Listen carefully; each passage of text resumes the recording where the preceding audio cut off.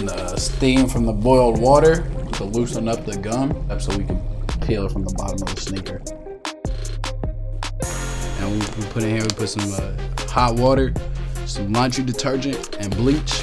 But this is just a quick solution to bleach your laces and keep your laces extra white. My business name is Fix My Kix. It's a marketplace platform where sneaker artists can sell their service. People looking for the service of sneaker restoration, the services will now be centralized on Fix My Kix.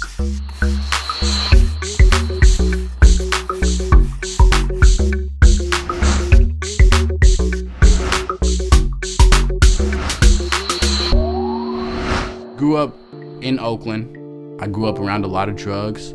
My parents did their best to try to keep everything away from me.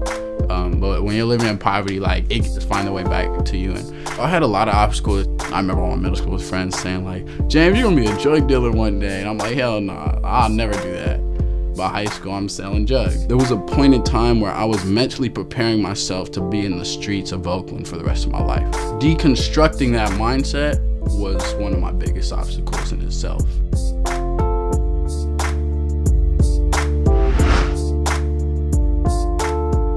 Since sophomore year, I finally had enough money to start spending on sneakers, and I bought a pair of Air Jordan Bred 4s. And I decided, all right, I'm about to do this myself.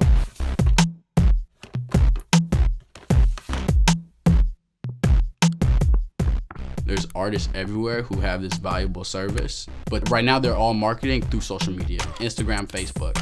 And those platforms are not solely for the purpose of selling the service of sneaker restoration. There could be a better place to sell this service. And I was like, oh, that's where Fix My Kix hit me. And the sneaker industry is a $16 billion industry. So that means there's money to be made for regular folks like us. Then I found out about Youth Impact Hub. They guided me as I went through the steps of what's my vision for Fix My Kix? What's the actual problem I want to solve? And how do I want to solve that problem? What do I see?